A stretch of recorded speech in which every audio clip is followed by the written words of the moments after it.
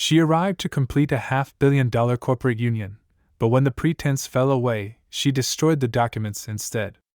The atmosphere above East Hampton was dim and cloudy, as though even the elements were uncertain about how this weekend would develop. A glossy black automobile approached the pebbled driveway of the Bington mansion. The kind of location that didn't simply hint at riches, it proclaimed it with every aspect of its marble supports and precisely maintained gardens. Inside that automobile sat Danielle Renee Given, creator and president of Neurospace. 41 years old, born in Trenton, New Jersey, raised by her aunt after her mother died from lupus when she was 10. She had created an empire from programming, perseverance, and endless nights. And now she was present finalizing a contract that could transform the trajectory of technology itself. She fixed the collar of her slate gray jacket. Nothing showy. She didn't appreciate attention for attention's purpose. She appreciated results. "Madam," her driver said, stepping out to open the door. "We have arrived." She nodded once, more to herself than to anyone else, and stepped out. The house was enormous, but lifeless, all white stone and glass, like someone built it for magazine covers, not actual people. The front door opened before she could reach it. Danielle, a tall, lean man with silver hair and an aggressively polished smile, greeted her with outstretched arms. "Charles Bington, a pleasure." Danielle extended her hand. "Good to meet you in person, Mr. Bington. Call me Charles, please. We are practically partners now." She smiled politely, though she knew better than to think they were equals in his eyes. The Bington family had built their wealth through old money, oil, and banking. And now, in their attempt to stay relevant, they wanted to swallow up the innovation they couldn't control. Behind Charles stood his wife, Victoria, in a champagne-colored suit that probably cost more than Danielle's entire wardrobe. Her expression was polished too, friendly, but reserved, like she hadn't yet decided if Danielle belonged here. "Welcome to our home," Victoria said. "I trust the flight was smooth." "It was," Danielle replied. "Thank you for having me." They let her inside. The place smelled like lemon polish and cold money. A staff member, young Latina woman, in a black uniform, took Danielle's small leather bag and disappeared down a hallway. Charles began pointing out various pieces of art and architecture as they walked. But Danielle's mind was elsewhere. She had come here to close the deal. $500 million in equity, global distribution, expanded research and development funding. It was everything most chief executives would kill for. But Danielle didn't come from most chief executives. She came from days of eating crackers and mayonnaise for dinner, and watching her aunt sew uniforms late into the night. The Bingtons had invited her for a full weekend, some formal dinner tonight, brunch with shareholders the next day, and a closing ceremony on Sunday with a publicity crew waiting. Everything choreographed. Just a few steps into this house, Danielle felt something cold pass through her. Not fear, not intimidation, just awareness. She was the only black woman in the room in the house. Probably the weekend. "Let me show you to your room," Victoria said, gesturing toward the stairs. "We have put you on the second floor, the east wing." Danielle paused. "I thought the other guests were staying in the west wing." Victoria's smile didn't move. "Yes, but we figured you would appreciate more privacy." Danielle's eyes held on Victoria's for a second longer than was polite, but she said nothing, just nodded. As she walked upstairs, her phone buzzed in her hand. A message from her chief financial officer back in San Jose. "Any red flags?" She stared at it for a moment before typing back, "Too early to tell, but the air is already thick." But something told her it wasn't just the weather that was about to turn. Danielle stood by the floor-to-ceiling window in her guest suite. Outside, the ocean stretched into a hazy gray. Inside, everything was beige and glass. The room looked expensive, but empty, like no one had ever cried in it or laughed too loudly. She set her suitcase on the bed and sat down, letting the silence thicken. Not a photo, not a book, just silence and curated furniture. She had been in rooms like this before. Corporate apartments, private lounges, donor retreats, spaces where you were invited in, but only on their terms. A knock broke the stillness. It was Clark, the family's assistant, young, white, overdressed in a navy blue suit that didn't quite fit him right. "Miss Gibbons," he said, not quite looking her in the eye. "Dinner will be at 7 sharp, formal. The family would like to introduce you to a few of the board members and close friends before the full announcement on Sunday." Danielle nodded. "Thank you?" He hesitated. "There is a stylist downstairs if you would like touch-ups or suggestions." That last word hung in the air like fog. "Suggestions?" She raised one eyebrow. "I think I will be fine, Clark." He flushed and disappeared. Danielle didn't need a stylist. She had worn a deep navy sheath dress, sleek, strong lines, nothing extra. Her natural curls were swept into a soft, low bun. Her gold earrings were small, controlled. Everything was intentional. She always dressed like she knew exactly where she was going, because she did. Still, she stood up and looked in the mirror, checked her posture, adjusted her watch. Not for them, for her. Downstairs, the estate had shifted from sterile quiet to something that buzzed under the surface. Champagne being poured, hushed greetings, the rustle of expensive fabrics. Danielle stepped into the hallway just as another guest emerged from a room. A tall older man in a tuxedo and designer sneakers. He looked her up and down, not unpleasantly, then gave a short nod. "Evening," he said, accent thick with old Boston money. "Evening," Danielle replied. They walked down together in silence.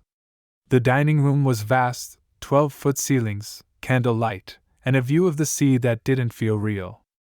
A long mahogany table sat in the center, set for at least 20. At the head of the table sat Charles Bington, already sipping a glass of scotch. Victoria stood near the fireplace, laughing softly with an older white couple in pearls and navy blazers. Danielle scanned the room. There were no name cards at the table. Charles spotted her and stood. "Ah, our guest of honor." He walked over, arms wide again. "Everyone, this is the brilliant Miss Danielle Given, founder, innovator, future of tech." The room gave polite applause.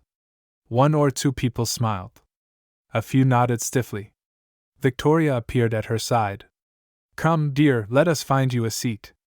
But instead of guiding her toward the head of the table, where decisions are made and stories are told, Victoria walked her down toward the middle, not the worst seat, but far from the ones that mattered. Danielle sat, her eyes flicking toward the head of the table. She saw the seating pattern immediately. Men in suits, wives in pearls, board members, and descendants. The Bington sons were already laughing with guests. A waiter poured her wine without speaking. She didn't touch it. Across the table, a man leaned in, tan, slick-back hair. 30-something. "So," he said with a grin. "You are the genius Charles flew in." Danielle looked at him. "Genius is a stretch. But yes, I am the chief executive of Neurospace." "Neurospace, right? That is the thing with artificial intelligence and machine thinking or whatever, right?" Her expression didn't change. "Yes, we build decision systems for autonomous data processing across defense, healthcare, and finance." He blinked. "Oh." The woman next to him chuckled. "We just assumed you worked in media. You have such presence." Danielle let the comment land. Then she smiled cool and tight. "I am sure you meant that as a compliment."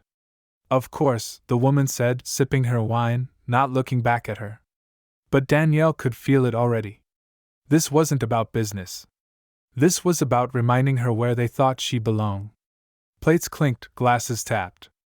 The low drone of laughter floated from the front of the table where Charles held court, swapping stories from oil deals and private jets with the men who thought they ran the world because for the most part they did. Danielle sat among strangers who kept mistaking her for a novelty. "So Danielle," said an older woman across the table, eyes narrowed like she was trying to read something written on Danielle's face. "Where did you go to school again?" "Stanford," Danielle replied. "Oh, that is lovely," the woman said, sounding surprised. "Good for you," Danielle gave her a small nod. "Thank you." Next to her, a man with a square jaw and a loosened tie leaned in. "You know," he said, "I told Charles I like this move, getting some color into the portfolio." It is modern, sharp. Danielle looked at him directly. We are not paint samples, and Neurospace is not a diversity hire. He chuckled, not hearing her, or maybe not caring.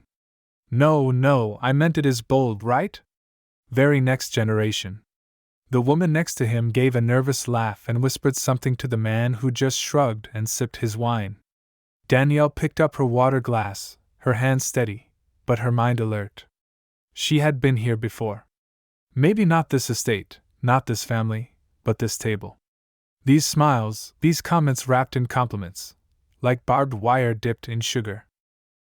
Across the room, she spotted Gregory Bington, Charles's middle son, talking with two hedge fund guys near the bar.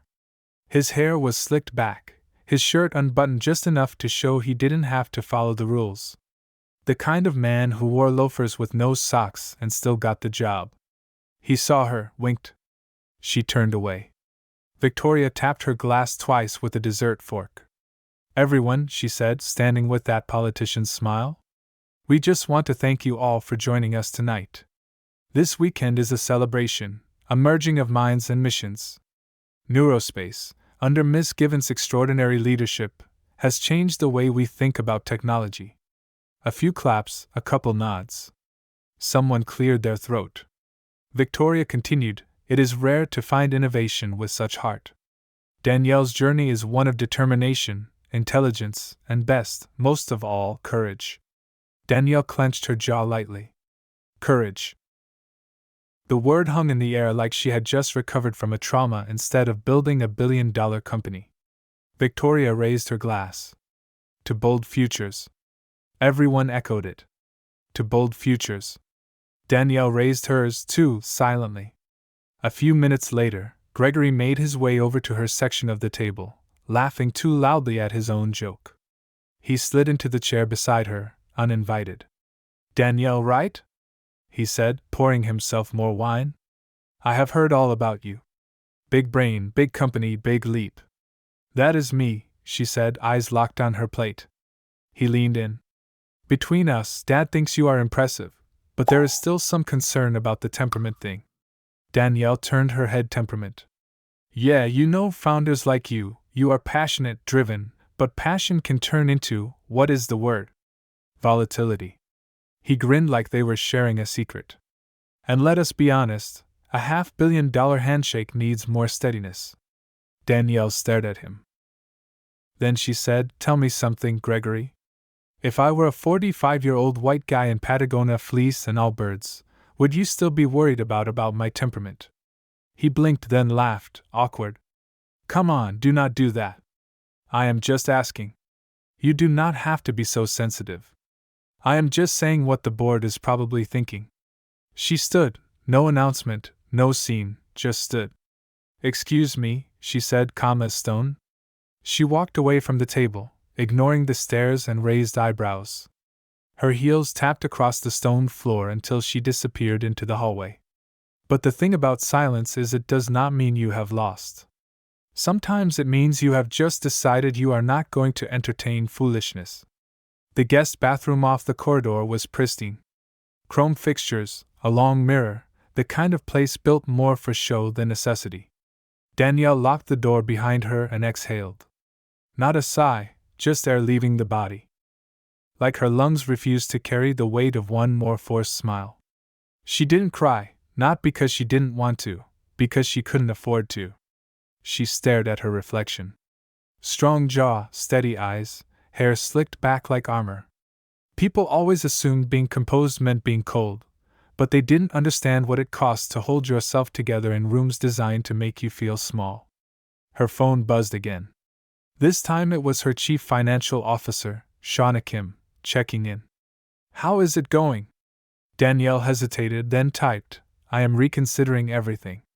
The typing dots popped up. Talk to me? Danielle stared at the screen. It is not just a bad dinner, Shauna. It is who we would be tied to. Their name would sit next to ours on every letterhead, every press release. I am not sure I can stomach it.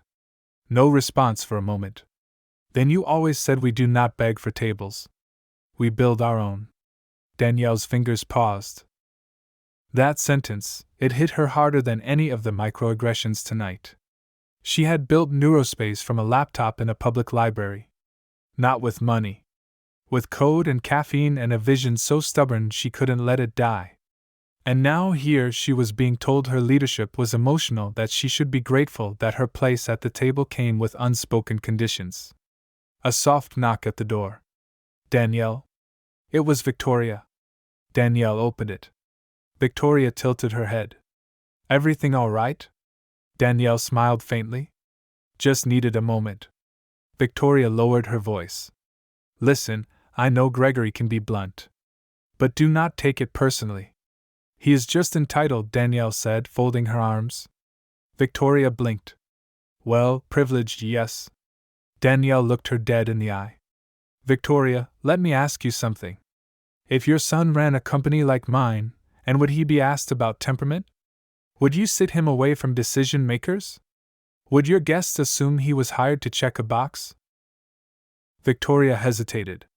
You are interpreting things in a very specific way. No, Danielle said. I am interpreting them exactly as they were given. Silence. Victoria's mouth tightened. This deal is a tremendous opportunity for both sides. Danielle nodded. That is what I am starting to question. Victoria gave a polite smile. Well, I hope you will reconsider whatever it is you are feeling right now. Danielle held her gaze. I am not feeling anything, Victoria. I am thinking. She walked past her down the hallway back toward her room. Inside, she opened her laptop. Her inbox was flooded. Investors, board members, journalists. Waiting for the announcement, Monday morning. She opened a blank draft, typed one sentence.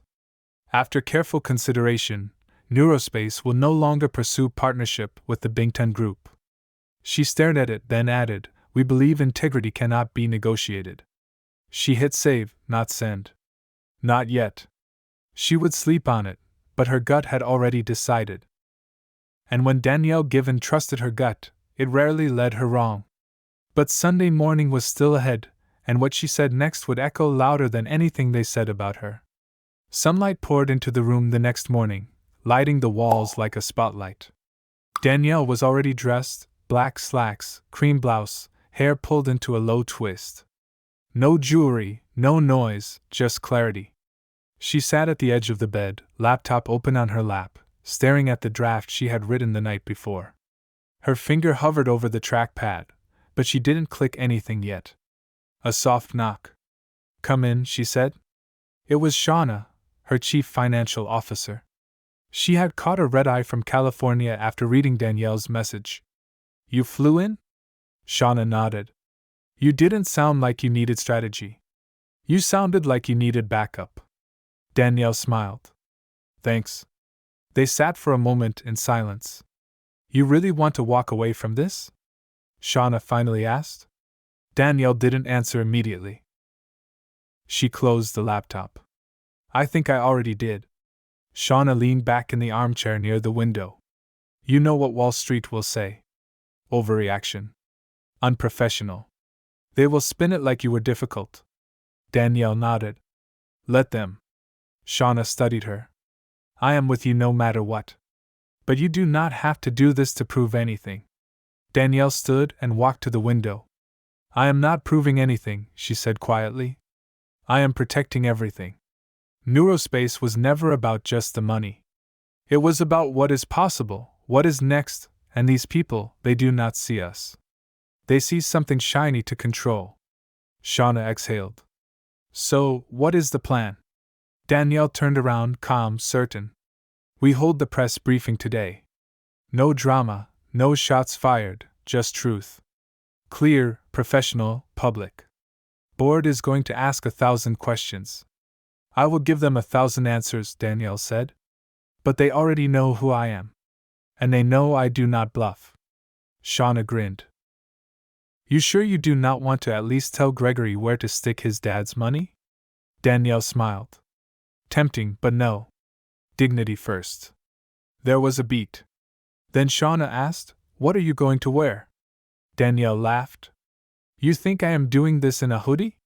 2 hours later, Danielle walked into the main salon of the Bington estate, where Charles, Victoria, and their legal team were gathered.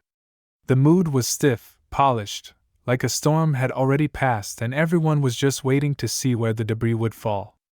Danielle, Charles said, standing, hands clasped in front of him like a man used to being thanked.